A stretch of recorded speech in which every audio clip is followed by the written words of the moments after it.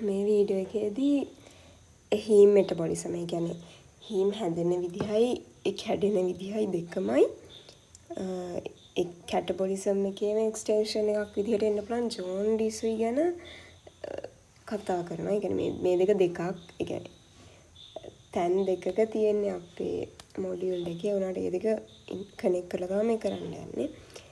දැන් මෙතන අපි හීම් ගැනනේ බලන්නේ. හීම් කියන්නේ ෆෙරස් අයන් එක්කුයි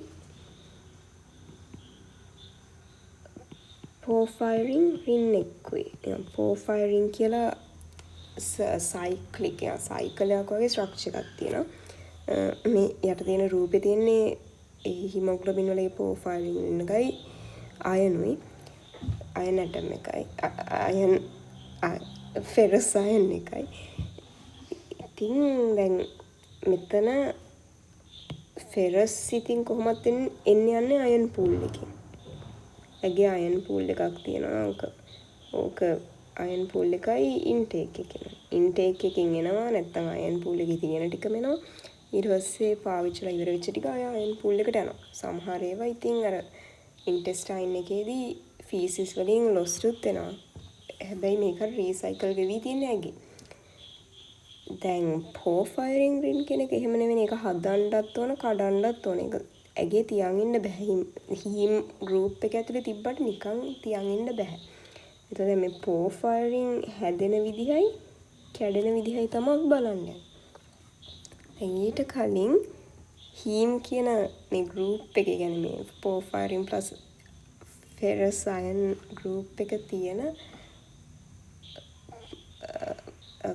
compounds කියන්නේ proteins සාමාන්‍යයෙන් proteins වල තමයි තියෙන්නේ. මොන වගේද මේවා තියෙන්නේ කියලා මතක් කරමු. හිමොග්ලොබින් වලනේ සාමාන්‍යයෙන් මුලින්ම හීම් කියව මතක් වෙන්නේ. හිමොග්ලොබින් කියන්නේ ග්ලොබින් චේන් එකයි හීමයි. ග්ලොබින් කියන්නේ ප්‍රෝටීන් එකක් නිසා ඒකේ ප්‍රෝටීන් ටික කැඩිලා ඇමයිනෝ ඇසිඩ් පූල් එකට යනවා. දැන් මෙතනත් එතකොට ඉතිරි වෙන්නේ හීම් ගෲප් එක. දැන් මෙතන අපි ප්‍රධාන වශයෙන් බලන්නේ හිමොග්ලොබින් බ්‍රේක්ඩවුන් එක ගැන. මොකද මේක අර රෙඩ් සෙල් මෙටබොලිසම් එකත් එක්ක සම්බන්ධ නිසා. ඊට අමතරව මයොග්ලොබින් වල තියෙනවා මසල් වල ඔක්සිජන් ස්ටෝර් කරන එක. අය සයිටෝක්‍රෝම එන්සයිම්ස් වල තියෙනවා. අර ඉලෙක්ට්‍රෝන ට්‍රාන්ස්පෝර්ට් චේන් එකේ තිබෙන සයිටෝක්‍රෝම C1 ඔක්සිඩේස් කියලා එකක්. ඊට පස්සේ සයිටෝක්‍රෝම P450 බයිල් සෝල්ට් කොන්ජුගේට් කරන්න ඕන එන්සයිම් කම්ප්ලෙක්ස් එක. ඊට පස්සේ අය එන්ඩෝතීලියම් එකේ නයිට්‍රික් ඔක්සයිඩ් හදන නයිට්‍රික් ඔක්සයිඩ් සින්තේස් වල තියෙනවා හීම්. අය කැටලේසස් පෙරොක්සිඩේසස් ඔය වගේ එන්සයිම් ගෲප් එකක්ම තියෙනවා. දැන් මේ ටිකෙන් මේ දෙක හැරෙන්න අනික ඔක්කොම අපිට හම් වෙලානේ තියෙන්නේ. ඉතින් මෙතන අපි බලන්නේ ප්‍රධාන වශයෙන් හිමොග්ලොබින් ගැන. මොකද රෙඩ් සෙල් මෙටබොලිසම් එකට සම්බන්ධ නිසා. හරි දැන් මේ පෝෆයිරින් රින් එක හැදෙන විදිහයි කැඩෙන විදිහයි බලමු. දැන් මේ පෝෆයිරින් රින් එකේ ස්ට්‍රක්චර් එක සයික්ලික් ස්ට්‍රක්චර් එක කියන්නේ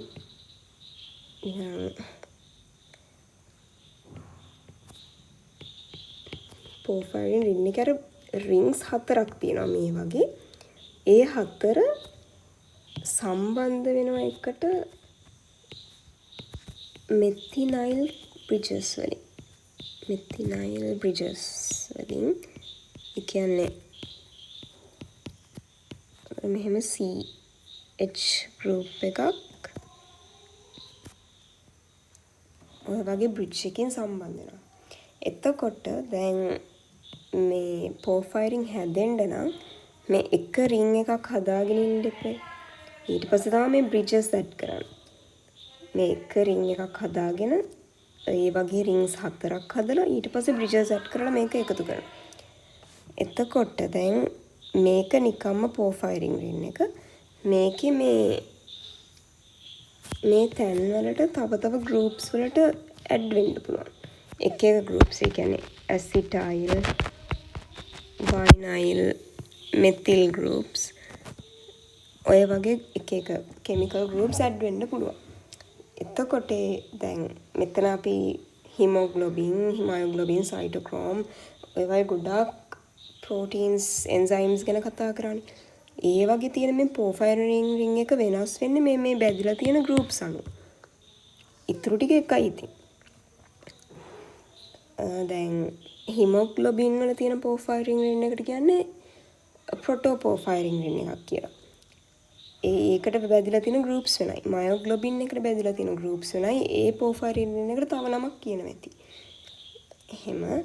ඒතකොට දැන් මෙතන මේ තියෙන්නේ මට මතක නෑ මම කලින් කිව්වද කියලා මේ හිමොග්ලොබින් එකේ හීම් ගෲප් එක කියලා. හිමොග්ලොබින් එකේ හීම් ගෲප් එක නෙමෙයි මේ සයිටෝක්‍රෝම් එන්සයිම් එක හීම් ගෲප් එක. එතකොට මේකේ මේ පේනවනේ මෙතිනල් බ්‍රිජස් තියෙන්නේ.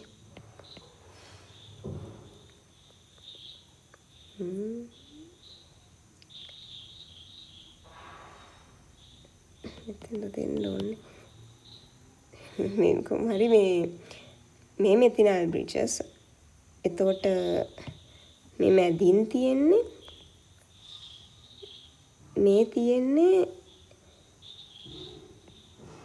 අර පයිරෝල් රින් එක. එතකොට මේ තියෙන්නේ අර බැදිච්ච කාණ්ඩ. මේ රූප ඕනේ නැහැ. මම මේ ස්ට්‍රක්චර් එක කොයි වගේද කියලා පැහැදිලි කරන්න මේක ගත්තේ. එතකොට දැන් මේ පයිරෝල් රින්ග්ස් වල මෙතන නයිට්‍රජන් ඇටම් එකක් තියෙනවානේ.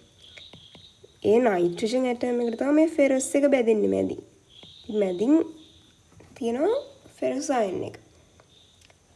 එහෙම තමයි හීම් ගෲප් එකක් හැදෙන්නේ. දැන් මේ පෝෆයිරින් එක හැදුනා. ඒකට ෆෙරස් එකක් බැඳෙනවා. ඒ බැඳෙන්නේ මේ පෝෆයිරින් රින් එකේ තියෙන නයිට්‍රජන් වලට. හරිද? දැන් අපි බලමු මේ එක පයිරෝල් රින් එකක් කොහොමද හැදෙන්නේ කියලා. මේක මයිටොකොන්ඩ්‍රියයි සයිටෝසෝල් වලයි දෙකේම තියෙන එන්සයිම්ස් භාවිතයෙන් අර මයිටොකොන්ඩ්‍රියාගෙන් සයිටෝසෝල් එකට යනවා, සයිටෝසෝල් එකෙන් මයිටොකොන්ඩ්‍රියාකට යනවා. එහෙම පොඩක් කම්ප්ලෙක්ස් ප්‍රොසීඩර් එකක් තමයි මෙතන තියෙන්නේ. ඒකට අපි අර රෙගියුලේටරි එන්සයිම් එකයි මේක ඉන්හිබිට් කරන්නේ මොන වගේ දේවල් වලින්ද කියලායි බලමු ඒ ඇති. එතකොට මුලින්ම දැන් පෝෆයිරින් රින් එකක් හැදෙන්න සිම්ප්ලිෆයි කරොත් පෝෆයිරින් රින් එකක් හැදෙන්න අර පයිරෝල් රින්ග්ස් 4ක් ඕනේ. මේ පයිරෝල් රින් එකක් හදන්න අපිට ඕන ALA කියලා එකක්. මේක ඇමයිනෝ ලෙවලිනික් ඇසිඩ්.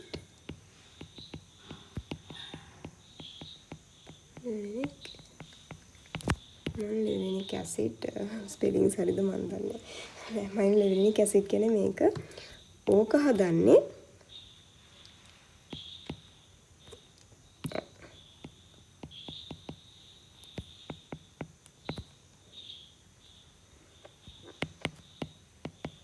සක්සිනල් කෝවේ ගන්නේ TCA සයිකල් එකෙන්. දැන් මේක තමයි සිම්පල් ප්‍රොසීඩර් එක. දැන් අපි බලමු එන්සයිම්ස් එහෙම මොනවද කියලා. දැන් සක්සිනල් කෝවේ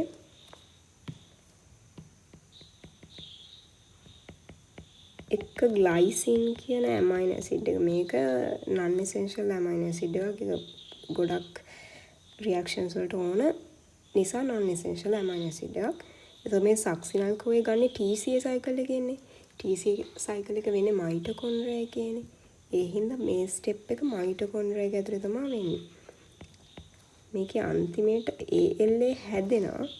මෙතෙන්ට එන එන්සයිම් එක ALA සින්තේස්.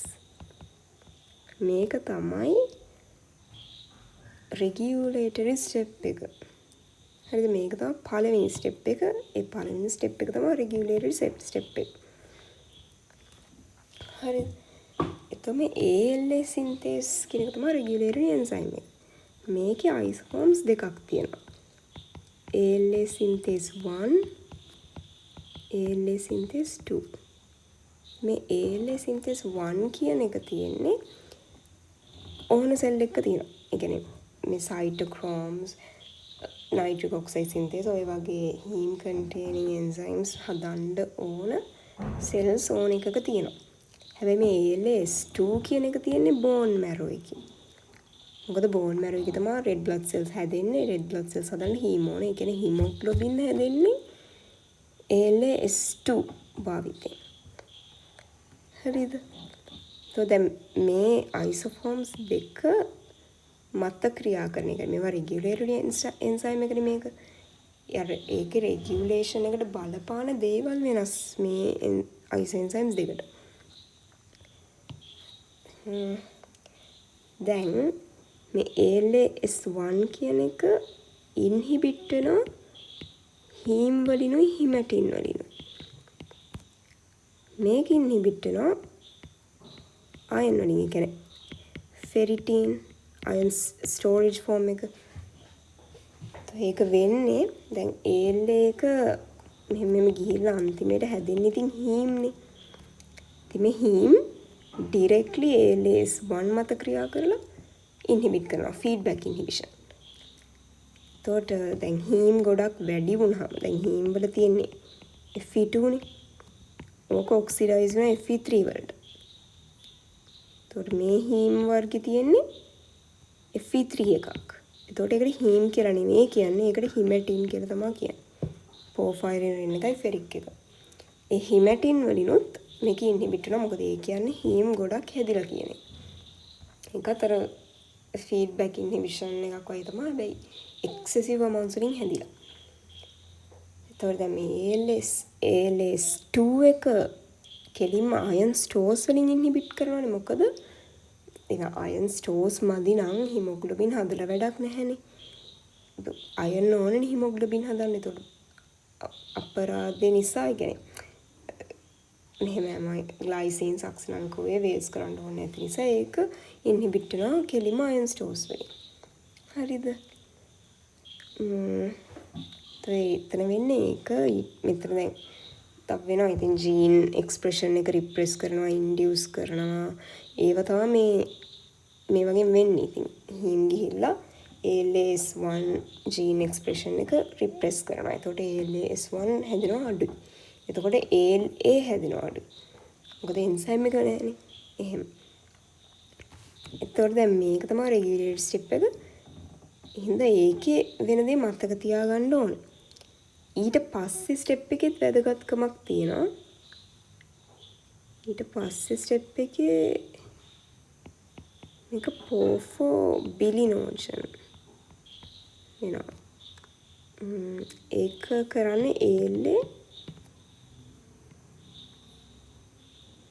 dehydrogenase කියලා enzyme එකකින් මේ enzyme එකේ cofactor එකක් තමයි copper. හරි දැන් මේ copper enzyme එකට බැඳිලා මේ reaction එක කරනවානේ.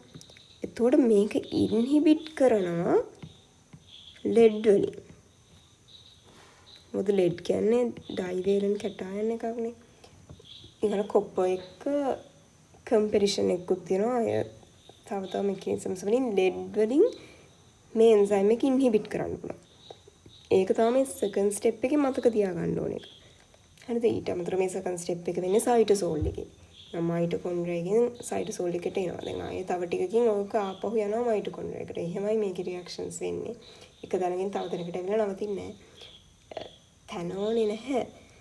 කොහොමරි මේක lead වලින් inhibit වෙනවා කියලා මතක තියාගන්න. මොකද lead poisoning වලදී මේක තමයි වෙන්නේ. මේක වෙන්න පුළුවන් එක දෙයක්. හරිද? මේ porphobilinogen වලින් pyrrole ring එකක් හැදෙනවා අන්තිමේට. මේවට ඕනේ enzymes එහෙම ඕනේ නැහැ. මේ සම්පූර්ණම reaction එකට enzymes 8ක්ද කොහෙද ඕනේ. ඒවා ඕනේ නැහැ. මේ regulatory enzyme එක විතරක් ඇති ඇත්තටම. මේ pyrrole rings මම කිව්වේ කලින් methynyl bridges එකතු වෙලා එකතු වෙනවා. pyrrole rings 4ක් හැදෙනවා. එතකොට දැන් porphyrin ring එකක් හැදෙනවා.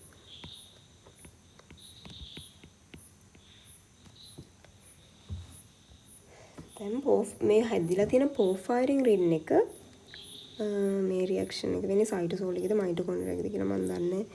කොහොමද අන්තිමේට මේ පෝෆයරින් රින් එක මයිටොකොන්ඩ්‍රියා එකට යනවා. මේ රියැක්ෂන් එක වෙන්නේ මයිටොකොන්ඩ්‍රියා එකේ. පෝෆයරින් රින් එක හීම් කරන්න නම් මේකට අයන් එකතු කරන එක නෙවෙන්නේ. Fe2 එක මේකට එකතු වෙනවා. ඊට පස්සේ මේක හීම් වෙනවා. මේකට ඕන එන්සයිම් එක හීම් සින්තේස්. සින්තේස් හරි මේක. දැන් මේක වෙන්නේ මයිටොකොන්ඩ්‍රියා එකේ මේකට ඔක්සිජන් උත් ඕන මේ රියැක්ෂන් එකට. ඊට අමතරව මේකත් ලෙඩ් පොයිසනින් වලදී එෆෙක්ට් වෙනවා. ලෙඩ් වලින් මේ එන්සයිම් එකත් ඉන්හිබිට් කරනවා. හරිද? දැන් ඔහොම තමයි හීම් ගෲප් එකක් හැදෙන්නේ. දැන් මේ හැදිච්ච හීම් ඊට කලින් කැටබොලිසම් එකට යන්න කලින් පෝෆයිරියාස් කියලා જાතියක් තියෙනවා.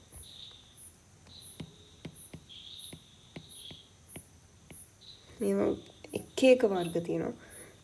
අපිට කියලා දුන්නේ congenital erythropoietic porphyria කියලා. කර werewolf syndrome කියලා කිව්වේ. මේ පෝෆයිරියා වලදී වෙන්නේ මේ පෝෆයිරින් රින් එක හැදෙන මේ රියැක්ෂන් මෙතන චේන් එකක් තියෙනවා නිකන් එක දිගට යන රියැක්ෂන්ස් ටිකක් නේ තියෙන්නේ සක්සලන්කෝවේ ග්ලයිසින් ඉඳන් අන්තිමට හීම් හැදෙන මේ රියැක්ෂන්ස් ටිකේ මොකක්ම හරි එන්සයිම් එක ඩෙෆිෂන්සි එකක් නිසා දැන් අපි හිතමු හීම් සින්තේස් ඒකේ ඩෙෆිෂන්සි එකක් එනවා. එතකොට ඇගේ ඇකියුමුලේට් වෙන්නේ මොනවද? පෝෆයිරින් නේ. ඒක හීම් බවට පත් කරන්න බෑ.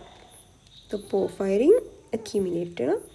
ඒක කැටබලයිස් කරන්න පුළුවන් වෙනකොට කිසියම් මට්ටමකට යනකම් ඇකියුමුලේට් වෙනවා. તો මේ පෝෆයිරින් වැඩි වුණාම ඒක පෝෆයිරියා එකක්. ඒතකොට දැන් මේ රියැක්ෂන් එකට ඕන එන්සයිම් එක නැත්තම් මේවා ඇකියුමුලේට් වෙනවා. අන්න ඒ වගේ unnecessary විදිහට මේ රියැක්ෂන්ස් ටිකේ තියෙන දේවල් ඇගේ ඇකියුමුලේට් වෙනවා. ඒව තමයි මේ පෝෆයිරියා වලදී වෙන්නේ. එච්චර ඕනේ නැහැ.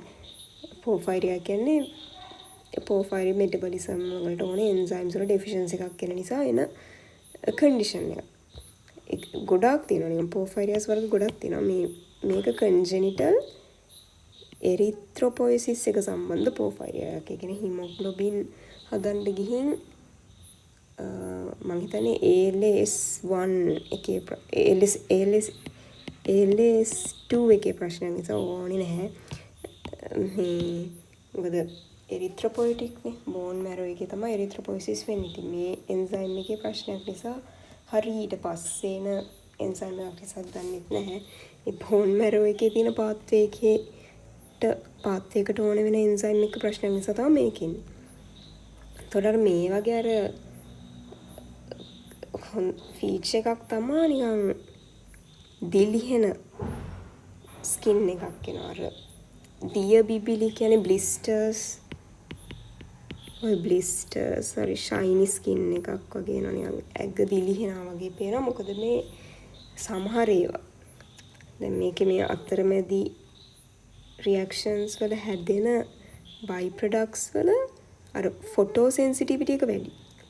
දැන් ගොඩක් ෆොටෝ සෙන්සිටිව් නිසා අර ඒව දිලිහෙනවා. ඒකේ නිකන් ස්කින් එකේ ඇකියුමුලේට් වුණාම හැම දිලිහෙන.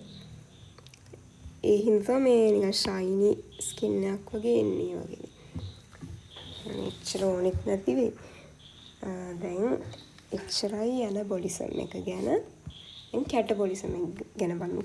හීම් කැටබොලිසම් කියද්දි ඒක ලොකු පාත් එකක් නේ. දැන් ජෝන්ඩීස් එකට එන්නේ එතනින්. දැන් මේ හීම් කැටබොලිසම් කියන්නේ හීම් එක කඩනවා ෆෙරසුයි පෝෆයිරින් වලටයි. ඊට පස්සේ ෆෙරස් එනවා අයන් පූල් එකට. පෝෆයිරින් කැඩෙන හැටි තමයි බලන්න ඕන. පෝෆයිරින් කැඩලා අන්තිමට බිලිරුබින් හැදෙනවා. ඒ බිලිරුබින් තමයි අන්තිමට යූරෝබිලිනුයි ස්ටර්කොබිනුයි වෙන්නේ. ඒක මම මුලදීත් කිව්වනේ. දැන් පෝෆයිරින් එකෙන් තමයි පටන් ගන්නෙ.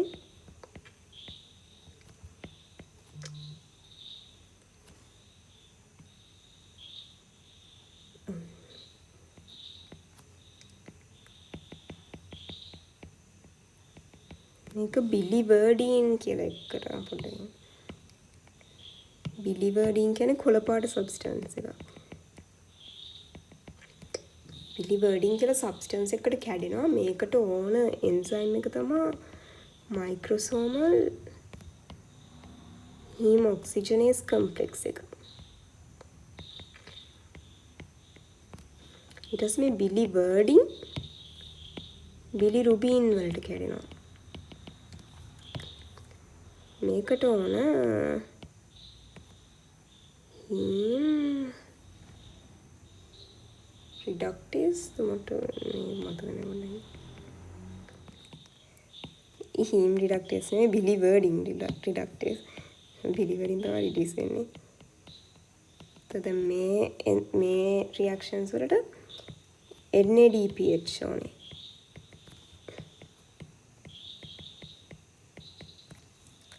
හරිද? එතකොට මේකට එහෙම ඔක්සිජන් එහෙමත් ඕන. ඔක්සිජනේස් එකක් නේ. එතකොට දැන් මේ රියැක්ෂන්ස් ටික වෙන්නේ මේවා වෙන්නේ රෙටිකියුලෝ එන්ඩෝතීලියල් සිස්ටම් එකේ. රෙටිකියුලෝ එන්ඩෝතීලියල් සිස්ටම් එක කියන්නේ basically macrophages. monocyte macrophage system එක. macrophages වලින් තමයි දැන් ස්ප්ලීන් එකේ ස්ප්ලීන් liver වල තියෙන අර sinusoids කියලා තියෙන්නේ. කෝටරාබ කියන්නේ අර පොඩි blood vessels. ඕවා අතරින් යන red cells. ඒ කියන්නේ red cells වල deformability එක අඩු වෙන. ඒ කියන්නේ පරණ වෙච්ච red cells එහෙම යනවනම් ඒක detect කරගන්න පුළුවන්. මොකද මේ red cells අර හරියට blood vessels වලින් නැමිලා ගමන් කරන්නේ. ඒතකොට මේවා blood vessels ඇතුලේ හිර වෙනවා. එතකොට ඔතෙන්ද අර macrophages ඇවිල්ලා ඒ red cells ගිල ගන්නවා. ඒ red cells අයින් කරන්න ඕන circulation එකේ. නැත්තම් එහෙම වෙන කොහෙට හරි ගිහිල්ලත් ඔහම හිර වුණොත් ඒ organ එකට යන blood supply එකට එන ප්‍රශ්නයක් වෙන්නේ. ඒතකොට මේක වෙන්නේ අර filtering mechanism එක වෙන්නේ මේ spleen එකේ liver එකේ sinusoids වල. ඒතකොට මේ macrophages ඇතුලේ macrophages තමයි reticular endothelial system එකට අයිති වෙන්නේ. මේ spleen liver කියන්නේ reticular endothelial system එකට අයිති දේව. ඒ කියන්නේ macrophages තියෙන්නේ මේව ඇතුලේනේ. එනවා reticular endothelial system එකට අයිති වෙන අර macrophages කියන්නේ. මේ macrophages ඇතුලේ තමයි මේක වෙන්නේ. හරි. ඊට පස්සේ දැන් මේ bilirubin මෙතන හැදෙන්නේ unconjugated bilirubin නේ. ඔක water soluble නෑ. ඒ හින්දා මේක albumin එක්ක එකතු වෙලා circulation එකේ දිගේ ගිහිල්ලා liver එකට ඇතුළු වෙනවා. liver එකට ඇතුළු වෙද්දී albumin ගැලවිලා යනවා. දැන් මේක දැන් මෙතන ඉඳන් මම අදින්නේ liver එකේ. මේ unconjugated bilirubin water soluble නැති නිසා අපිට excrete කරන්න බෑ urine වලින් හරි feces වලින් හරි. එහෙනම් මේක water soluble කරන ඒ ක්‍රියාවලිය තමයි conjugation එක කියන්නේ. දැන් ඒකට ඕනේ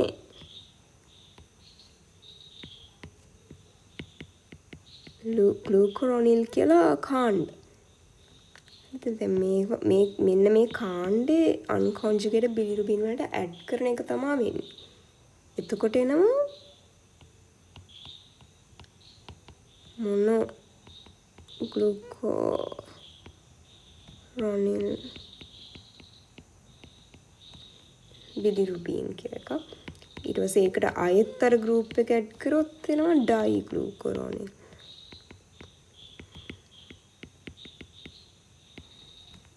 ඉතින් මේවා conjugated bilirubin. මේ වර්ග දෙක. හරිද? මේ රියැක්ෂන් එකට UDP ඕන. දැන් අර ග්ලයිකෝජන් හදද්දී ග්ලූකෝස් වල end එකට ග්ලයිකෝජන් හදලා තව ග්ලූකෝස් එකක් ඇඩ් කරනවා නම් ග්ලූකෝස් නිකම්ම ඇඩ් කරේ නැනේ UDPත් එක්කනේ ඇඩ් කරේ. මෙතනත් එන්නේ එහෙම එකක්. bilirubin වලට glucuronil group එකක් ඇඩ් කරන UDP එනවා. ඊට පස්සේ මේ UDP ගැලවිලා යනවා. ඒ රියැක්ෂන් එකට UDP ඕනේ. මෙහෙම conjugated bilirubin හැදෙනවා. මෙතෙන්ට ඕන එන්සයිම් එක තමයි UDP glucuronide transferase. හරිද? මේ මොනොග්ලූකරොනයිල් බිලිරුබින් කියලා නෙවෙයිනේ අපි දුන්නේ බිලිරුබින් මොනොග්ලූකරොනයිඩ් කියලා දුන්නේ. ඒක අවුලක් නෑ අර විදිහටත් එක් කියනවා.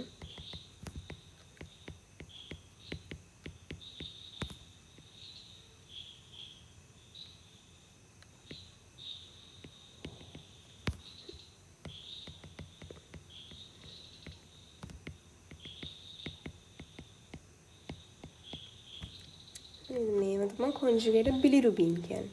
දැන් මේ ටික හැදුනේ liver එකේදී. ඊට පස්සේ මේ කොන්ජුගේටඩ් බිලිරුබින් දැන් මේ ටික හැදෙන්නේ හෙපටොසයිට් එකේදී. හෙපටොසයිට්ස් වල තමයි මෙන්න මෙතන ඉඳන් මෙතන යනවා රියැක්ෂන් එක වෙන්නේ.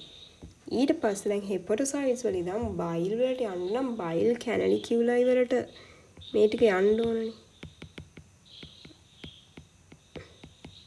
මේ වර්ග දෙකම යනවා. ඒවා බයිල් කැනලිකියුලයි වලට සික්‍රීට් කරන්නේ ATP dependent transport එකකින්. ඒකට ATP ඕනේ. කියන්නේ channel එකකින් ATP ඕන channel එකකින්. ඒ බයිල් කැනලිකියුලයි වල ඉඳන් තමයි මේක බයිල් වලට ඇඩ් වෙලා ඕක තමයි එන්නේ ඩුෝඩීනම් එකට. ඩුෝඩීනම් එකේ සෙකන්ඩ් පාර්ට් එකට. හරිද? ඊට පස්සේ දැන් මේ කොන්ජුගේටඩ් බිලිරුබින් ඒක එනවා ඩුෝඩීනම් එකට. දැන් ඉන්ටෙස්ටයින් එක ස්මෝල් ඉන්ටෙස්ටයින් එකේ ඉන්න බැක්ටීරියා මයික්‍රොබයෝටා එක ඒක මේ කොන්ජුගේටඩ් බිලිරුබින් අය අන්කොන්ජුගේට් කරනවා.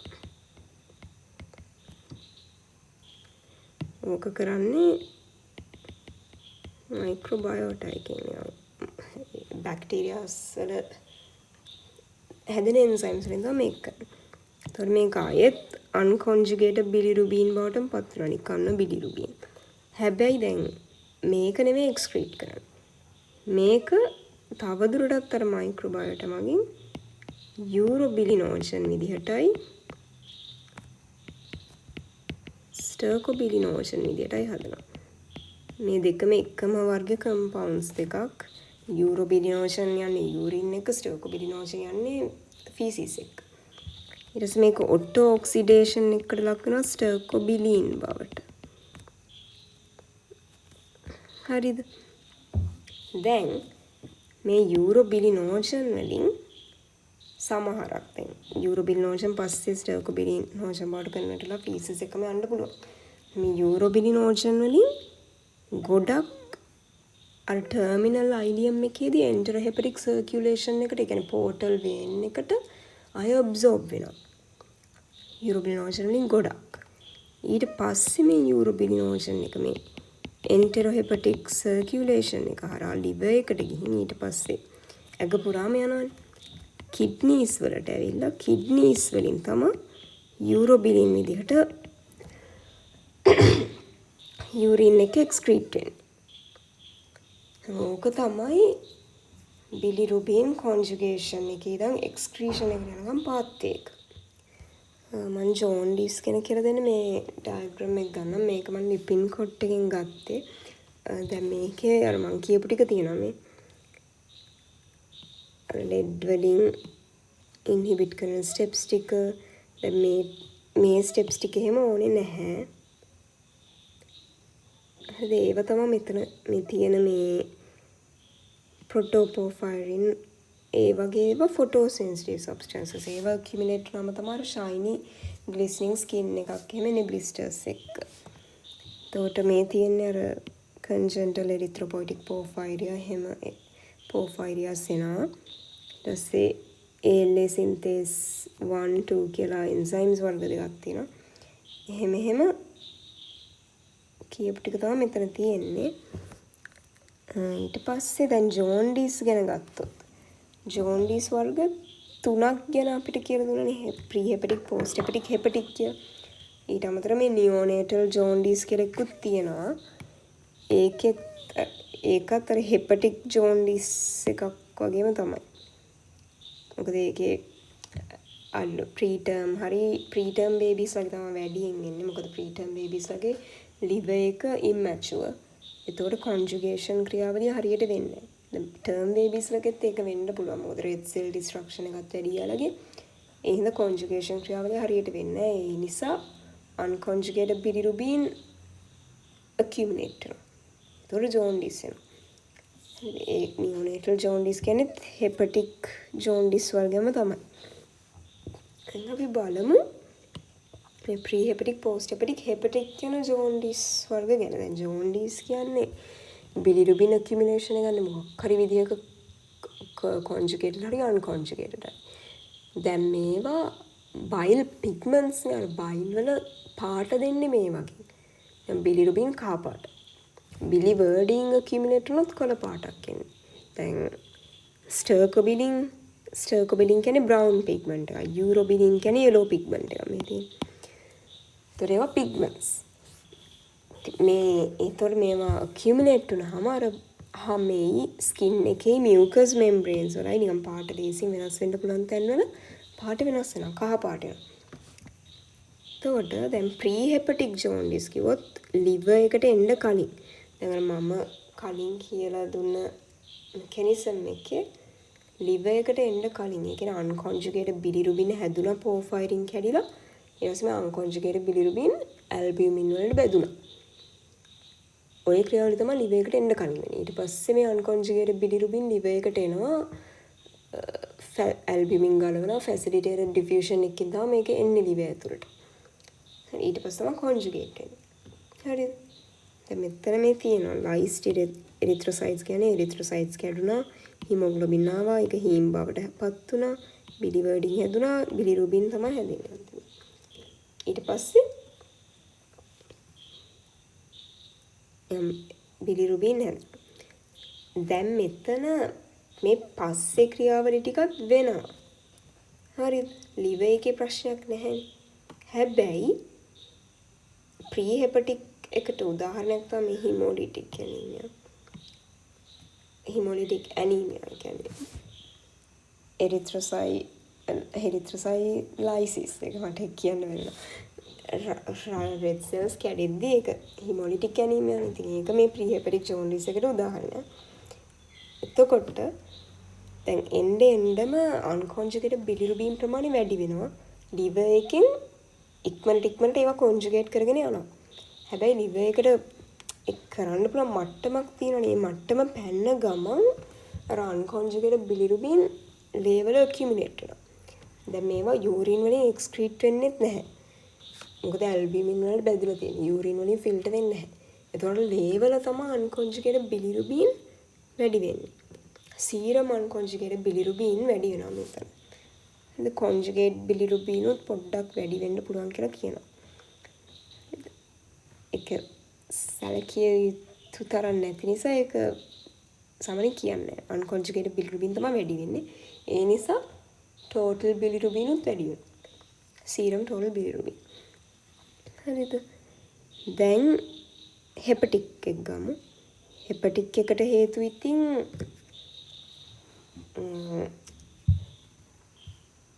දැන් pre-hepatic එකට හේතු bilirubin හැදෙන එක වැඩිනේ. උදාහරණ තමයි red cell lysis එක. නැත්තම් අර muscle damage වලින් myoglobin එළියට ඇවිල්ලා එහෙම වෙන්න පුළුවන්. මොකක් කරේ cytochrome enzymes උයි liver damage එකෙන් cytochrome enzymes වැඩි වෙන්නත් පුළුවන්. يعني ඒ වගේ කොහොම හරි අර හීම් තියෙන ඒ protein degradation එක වැඩි වුණාම bilirubin හැදෙනවා වැඩි. ඒ හින්දා තමයි මේ pre-hepatic jaundice එක කියන්නේ. දැන් hepatic jaundice වලදී liver එකේ ප්‍රශ්නයක් නිසා ඒ කියන්නේ දැන් unconjugated bilirubin liver එක ඇතුළට ගන්නවා. ඒ කියන්නේ uptake එක. එතන මොකක් හරි ප්‍රශ්නයක් නැත්තම් conjugation එකේ මොකක් හරි ප්‍රශ්නයක් නැත්තම් අර conjugate වෙච්ච bilirubin මං කිව්වේ ATP dependent transport එකකින් තමයි bile canaliculi වලට secrete කරන්න කියලා bile හදන්න. අන්න ඒ mechanism එකේ හරි වෙනසක් නිසා. හරිද? අනිත් hepatic එකේදී erythrocyte බිඳ වැටිලායි hepatocytes වල තියෙන cytochromes එහෙමයි බිඳ වැටිලා hemoglobin cytochromes හැදිලා අර රියැක්ෂන් ටිකම වෙනවා. ඊට පස්සේ මෙන්න අන්කොන්ජුගේටඩ් බිලිරුබින් හැදෙනවා. දැන් liver එකෙන් අන්කොන්ජුගේටඩ් බිලිරුබින් අප්ටේක් එකේ ප්‍රශ්නයක් තිබ්බොත් වෙන්නේ මේ යට ටික වෙන්නේ නැහැ. අන්කොන්ජුගේටඩ් බිලිරුබින් සීරම් එකේ එකතු වෙනවා. දැන් අප්ටේක් එක හරි ගිහිල්ලා කොන්ජුගේෂන් එකේ ප්‍රශ්නයක් තිබ්බොත් ඒත් වෙන්නේ යට රියැක්ෂන්ස් ටික වෙන්නේ නැහැ. බිලිරුබින් එකතු වෙනවා. අන්කොන්ජුගේටඩ් බිලිරුබින් එකතු වෙනවා. ලේවල. දැන් කොන්ජුගේෂන් එකෙත් අවුලක් නැහැ. හැබැයි බයිල් කැන්නිකියුලයි වලට අර සික්‍රීට් කරන වෙලාවේ අවුලක් වුණොත් එතකොට එකතු වෙන්නේ කොන්ජුගේටඩ් බිලිරුබින්. කොන්ජුගේටඩ් බිලිරුබිනුත් එකතු වෙනවා. අන්කොන්ජුගේටඩ් බිලිරුබිනුත් එකතු වෙනවා. හරිද? මොකද කොන්ජුගේට් කිරීමේ සීමාවක් තියෙනවානේ. ඒතර අන්කොන්ජුගේටඩ් බිලිරුබිනුත් එකතු වෙනවා. එතනින් එහාට. එතකොට මේ වර්ග දෙකම එලිවේට් වෙන්න පුළුවන් සීරම් එකේ. ඊට අමතරව මේ කොන්ජුගේට් බිලිරුබින් කියන එක water soluble නේ. එතකොට ඒක යූරින් එක එක්ස්ක්‍රීට් කරන්න පුළුවන්. එතකොට යූරින් බිලිරුබින් තියෙනවා. යූරින් කොන්ජුගේටඩ් බිලිරුබින් කියලා කියන්න ඕනේ නැහැ. මොකද අන්කොන්ජුගේටඩ් බිලිරුබින් යන්න විදිහක් නැහැ. ඇල්බියුමින් වලට බවුන්ඩ් වෙලා තමයි කිඩ්නි එකට එන්නේ. කිඩ්නි එකේ ග්ලොමෙරියුලයි වල ප්‍රශ්නයක් නම් ඒ කියන්නේ නෙෆ්‍රොටික් සින්ඩ්‍රෝම් වල වගේ නම් අන්කොන්ජුගේටඩ් බිලිරුබිනුත් යන්න පුළුවන්. ඒ නැත්තම් මේ සාමාන්‍ය තත්ත්වයේ හෙපටික් ජොන්ඩිස් එක අන්කොන්ජුගේටඩ් බිලිරුබින් යන්නේ නැහැ. කොන්ජුගේටඩ් බිලිරුබින් යූරින් වල තියෙනවා. එතකොට තමයි ටී කලර් යූරින් එන්නේ. හරිද? ඊට අමතරව මේ හෙපටික් ජොන්ඩිස් එකේ අර හෙපටොසෙලියුලර් ඩැමේජ් එක නිසා aspartate amino transferase ALT amino transferase ඕවා වැඩි වෙනවා. ඊට පස්සේ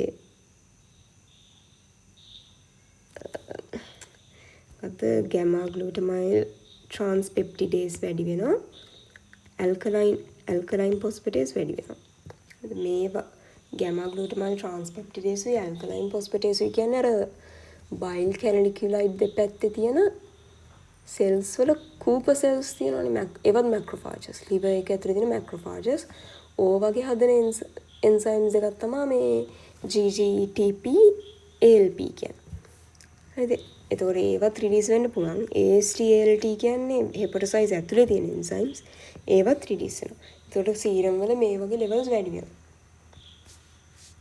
total bilirubin කොහොමත් වැඩි වෙනවා. මොකද conjugated unconjugated දෙකෙන් මොකක් හරි වැඩි වෙන්න පුළුවන්. එතකොට total bilirubin. දැන් post hepatic jaundice එක ගැන බලමු. post hepatic jaundice එකට කියන නමක් තමයි obstructive jaundice. මොකද දැන් liver එකෙන් එළියට යන්නේ අර hepatic ducts, common hepatic ducts, ඊට පස්සේ common bile ducts, cystic duct ඒ වගේනේ bile එළියට යන්නේ. ඒ පාත්වයේ එකේ ප්‍රශ්න නිසා ඒක ගොඩක් වෙලාවට obstruction එකක් කියන obstructive jaundice. ඊට අමතරව මට කලින් කියන්න බැරි වුණා hepatic jaundice එකට තව වර්ගයක් තමයි intrahepatic bile duct වල obstruction. intrahepatic bile duct එක obstruction එක. දැන් මෙතන අපි කියන්නේ extrahepatic bile අර biliary tree එක ඒකේ obstruction එකක්. හැබැයි liver එක ඇතුළේ bile ducts තියෙනවනේ, bile canaliculi එකතු වෙලා bile ducts හැදෙනවා. අන්න ඒ වගේ obstruction එකක් නිසා එතන වෙන්නේ hepatic jaundice එක. මොකද liver එක ඇතුළේ නිසා. එතකොට දැන් obstructive jaundice එකේ ඒකේ මොකක් හරි අපි ගමු common bile duct එකේ block එක. obstructive jaundice එන්නේ නැහැ මේ cystic duct එකේ block එකක් නිසා. මොකද gall bladder එකේ bile store කරන එකනේ කරන්නේ. ඊට පස්සේ concentrate කරලා secrete කරනවා. cystic duct එක block වුණා කියලා jaundice එන්නේ නැහැ. මොකද හැදෙන bile ටික store කරන්න බැරි වුණා කියලා අවුලක් නැහැ නේ. ඒ bile ටික යනවා small intestine එක දිගේ. එන්න jaundice එන්නේ නැහැ. හැබැයි අනික් ducts වල කියන්නේ right and left hepatic ducts, common hepatic duct, common bile duct, ඊට පස්සේ අර pancreas එක ඇතුලේ ampulla of water ඒ වගේ obstruction එකක් ආවොත් obstructive jaundice එනවා. તો දැන් මේකේ hemoglobin හරි cytochromes හරි කැඩිලා හීම් ඇදලා bilirubin හැදලා දැන් මෙතන අන්කොන්ජුගේටඩ් බිලිරුබින් කොන්ජුගේට් වෙනවා. liver එකේ ප්‍රශ්නයක් නැහැ. කොන්ජුගේට් වෙනවා. අන්කොන්ජුගේටඩ් බිලිරුබින් කොන්ජුගේට් වෙලා බිලිරුබින් ග්ලූකරොනයිඩ් හැදෙනවා. කොන්ජුගේටඩ් බිලිරුබින්. ඒතොර එතනින් පස්සේ දැන් මෙතන අරගෙන තියෙන ගෝල් ස්ටෝන් එක. ගෝල් ස්ටෝන් එකක් නිසා කොමන් බයිල් ඩක්ට් එක බ්ලොක් වුණා කියමු. එතකොට බයිල් එකට බයිල් සික්‍රීට් කරන්න බෑ ස්මෝල් ඉන්ටෙස්ටයින් එකට. එතකොට බෑක් ප්‍රෙෂර් එකක් හැදෙනවා. ඒ කොමන් බයිල් ඩක්ට් එකේ ප්‍රෙෂර් එක ට්‍රාන්ස්මිට් වෙනවා right left hepatic ducts වලට. එතනින් පස්සේ intrahepatic bile ducts වලට. ඊට පස්සේ bile canaliculi වලට. ඊට පස්සේ hepatic cells වලට. එතනින් අර ප්‍රෙෂර් එක නිසා මේ කොන්ජුගේටඩ් වෙච්ච බිලිරුබින් එළියට යවා ගන්න බෑ. අන්තිමේට ඕක යන්නේ බ්ලඩ් වලට. කෙලින්ම hepatic veins හරි hepatic arteries වලින් හරි කෙලින්ම ලේවලට තමයි යන්නේ. එතකොට ලේවල වැඩි වෙන්නේ කොන්ජුගේටඩ් බිලිරුබින්. අන්කොන්ජුගේටඩ් බිලිරුබින් නෙවෙයි. මොකද අන්කොන්ජුගේෂන් එක වෙනවා එක දිගට. කොන්ජුගේටඩ් බිලිරුබින් වැඩි වෙනවා. දැන් මේ බෑක් ප්‍රෙෂර් එක ගොඩක් කල් තිබ්බොත් liver damage එකක් වෙන්න පුළුවන්. එතකොට ඉතින් අන්කොන්ජුගේටඩ් බිලිරුබින් වැඩි වෙන්න පුළුවන්. හැබැයි බෑක් ප්‍රෙෂර් එක නිකන් ආපු ගමන්ම liver damage එකක් නැත්තම් කොන්ජුගේටඩ් බිලිරුබින් තමයි වැඩි වෙන්නේ. ඒතර සීරම් කොන්ජුගේටඩ් බිලිරුබින් උත් වැඩි, යූරින් බිලිරුබින් උත් වැඩි. මොකද කොන්ජුගේටඩ් බිලිරුබින් එතනින් එක්ස්ක්‍රීට් වෙනවා යූරින් වලට. හැබැයි මට කලින් යූරින් යුරෝබිලිනෝජන් වලට වෙන්නේ මොකද්ද කියලා කියන්න බැරි වුණානේ. හෙපටික් ජොන්ඩිස් වල යුරෝබිලිනෝජන් හැදෙනවානේ. කොන්ජුගේටඩ් බිලිරුබින් ඉන්ටෙස්ටයින් එකට ඇවිල්ලා යුරෝබිලිනෝජන් හැදෙනවා. මම කියන්නේ හෙපටික් ජොන්ඩිස් ගැන. ඒ යුරෝබිලිනෝජන් ටිකක් එකතු වෙලා ගිහිල්ලා කිඩ්නිස් වලදී එක්ස්ක්‍රීට් වෙලා යුරෝබිලින් විදිහට යූරින් එක එක්ස්ක්‍රීට් වෙනවා. එතකොට හෙපටික් ජොන්ඩිස් වල යූරින් යුරෝබිලිනුත් වැඩි. මොකද කොන්ජුගේටඩ් බිලිරුබින් වැඩි. එහෙනම් යුරෝබිලිනෝජන් හැදෙනවා වැඩි. ප්‍රීහෙපටික් ජොන්ඩිස් වල යුරෝබිලිනෝජන් normal. කොහොමද කොන්ජුගේට් වෙලා තියෙන ප්‍රමාණය normal. ස්ටර්කොබිලිනෝජන් යුරෝබිලිනෝජන් ඒවා normal. දැන් පෝස්ට් හෙපටික් ජොන්ඩිස් වල යුරෝබිලිනෝජන් හැදෙන්න විදියක් නැහැනේ. මොකද ඔබ්ස්ට්‍රක්ෂන් එකක් නිසා කොන්ජුගේටඩ් බිලිරුබින් ස්මෝල් ඉන්ටෙස්ටයින් එකට එන්නෙත් නැහැ. ඒතකොට යුරෝබිලිනෝජන් උත් නැහැ, ස්ටර්කොබිලිනෝජන් උත් නැහැ. එහෙනම් ෆීසිස් වලට දැන් කලයක දෙන ස්ටර්කොබිලින් වලින්නේ. ස්ටර්කොබිලින් කියන්නේ ස්ටූල්ස් වල තියෙන පිග්මන්ට් එක. බ්‍රවුන් පිග්මන්ට් එක. ඒතකොට ස්ටූල්ස් පේල්. ඒකේ පිග්මන්ට් එක නැහැ. ඒතකොට යූරිනුත් පේල්. යූරින් වල පිග්මන්ට් එක නැහැ. එනොත් පේල් වෙන්නේ නැහැ. කොන්ජුගේටඩ් බිලිරුබින් යනනේ කොන්ජුගේටඩ් බිලිරුබින් වල කලයක එනවා. ඒක ටී කලර්ඩ්. යෙලෝ කලයක නැති වෙනවා යූරින් වල. මොකද යෙලෝ කලය කියන්නේ අර යුරෝබිලින් වගේ. තමයි පෝස්ට් හෙපටික් ජොන්ඩිස් වල වෙන්නේ. එතකොට දැන් ඊට පස්සේ මෙතන ඔබ්ස්ට්‍රක්ෂන් එකක්නේ. දැන් මම කලින් කිව්වා බයිල් කැනලිකියුලයි දෙපැත්තේ තියෙන සෙල්ස් වල තමයි මේ GGTP ALP හැදෙන්නේ. ගැමා ග්ලූටමයිල් ට්‍රාන්ස්පෙප්ටිඩේසුයි ඇල්කලයින් ෆොස්ෆේටේසුයි. එතකොට දැන් මෙතන අර ප්‍රෙෂර් එක බයිල් කැනලිකියුලයි වලට ට්‍රාන්ස්මිට් වුණාම මේ සෙල්ස් වල ප්‍රෙෂර් එක වැඩිනේ. එතකොට ඒ සෙල්ස් වලින් ඒ සෙල් ඩැමේජ් එක වැඩි. බයිල් කැනලිකියුලයි දෙපැත්තේ තියෙන සෙල්ස් වල ඩැමේජ් එක වැඩි වෙනවා. එහෙනම් මේ ඔබ්ස්ට්‍රක්ටිව් ජොන්ඩිස් වල GGTP ALP කියනවා ලොකුවටම වැඩි වෙනවා. AST ALT වැඩි වෙන්නත් පුළුවන්. ඒවත් ඒ සෙල්ස් වල තියෙනවනේ. මේ වැඩිම වැඩි වෙන්නේ GGTP ALP කියන ඒවා. හරි. නියෝනේටල් ජොන්ඩිස් එකේ වෙන්නේ මොකද්ද කියලා මම කියන liver එකේ conjugation එකේ ප්‍රශ්න නිසා තමයි ඒක වෙන්නේ. හැබැයි නියෝනේටල් ජොන්ඩිස් එන්න පුළුවන් අර එරිත්‍රොබ්ලාස්ටෝසිස් ෆීටලිස් කියලා අම්මා රීසස් නෙගටිව් වෙලා බබා රීසස් පොසිටිව් වුණාම ආවේ ප්‍රශ්නයක්. අනේ එතන වෙන්නේ හිමෝලිටික් ඇනීමියා එකක්. එතන වෙන්නේ ඉන්ක්‍රීස්ඩ් හිමෝලිසිස් එකක්. එතකොට ඒක ප්‍රීහෙපටික් ජොන්ඩිස් එක. හැබැයි ගොඩක් වෙලා නියෝනේටල් ජොන්ඩිස් කියලා අර එහෙම බ්ලඩ් ට්‍රාන්ස්ෆියුෂන් කියන්නේ බ්ලඩ් ට්‍රාන්ස්ෆියුෂන් නෙවෙයි රීසස් ඉන්කම්පැටිබිලිටි එක නැත්. දැන් ඒකේ ප්‍රශ්නයක් නොවෙනවා නම් නියෝනේටල් ජොන්ඩිස් එක එන්නේ හෙපටික් ජොන්ඩිස් එක නිසා තමයි.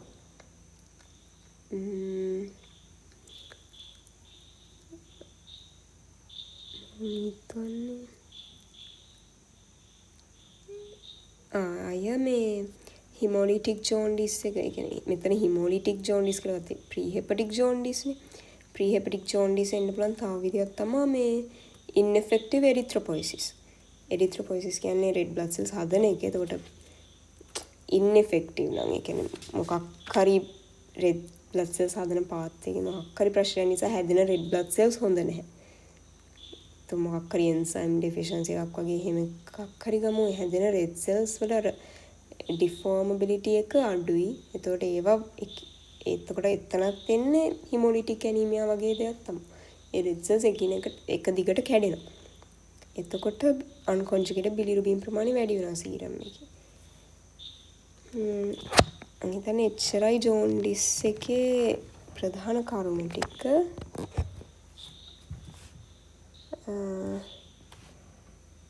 ඔව් එච්චරයි.